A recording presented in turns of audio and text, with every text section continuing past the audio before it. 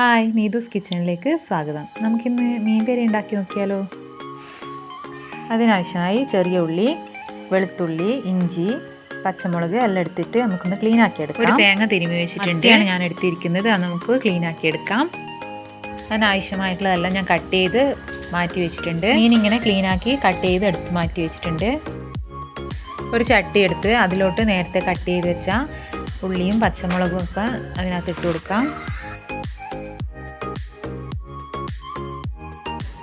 നേരത്തെ തിരുമ്മി വെച്ച തേങ്ങയിലോട്ട് നമുക്ക് ഒരു നുള്ള് ചെറിയ ജീരകം ഇട്ട് കൊടുക്കാം.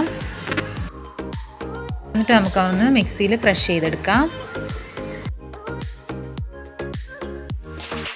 നേരത്തെ കഴുകി വെച്ച മീൻ ചട്ടിയിലോട്ട് ഇട്ട് കൊടുക്കാം.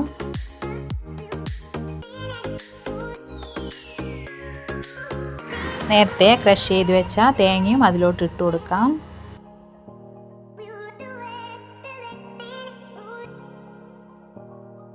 ഒരു സ്പൂൺ മഞ്ഞൾപ്പൊടി ഇട്ട് കൊടുക്കാം.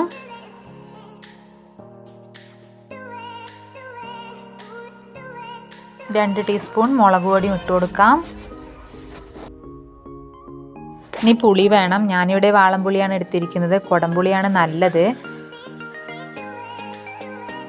ഇനി ആവശ്യത്തിന് ഉപ്പിട്ട് കൊടുക്കാം. കൈവച്ച് നന്നായി ഇളക്കി നല്ല മിക്സാക്കി കൊടുക്കാം. അതിനുശേഷം ഞാൻ നേരത്തെ എടുത്ത് വെച്ചിട്ടുള്ള പുളി അതിലോട്ട് ഒഴിച്ചു കൊടുക്കാം.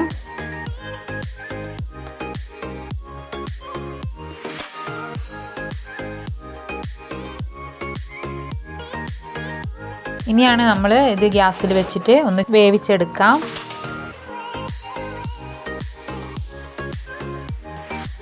ഇത് അടച്ച് വെക്കാം. ഒരു 10-15 മിനിറ്റ് കഴിയുമ്പോൾ നമുക്കൊന്ന് തുറന്ന് നോക്കാം. മീൻ പേരയൊക്കെ ഒന്ന് വെന്ത് കിട്ടിയിട്ടുണ്ട്. നമുക്ക് കുറച്ച് കറിവേപ്പില ഒഴിച്ച് കൊടുക്കാം. അതിന് മുകളിലോട്ട് കുറച്ച് ഓയിൽ ഒഴിച്ച് കൊടുക്കാം.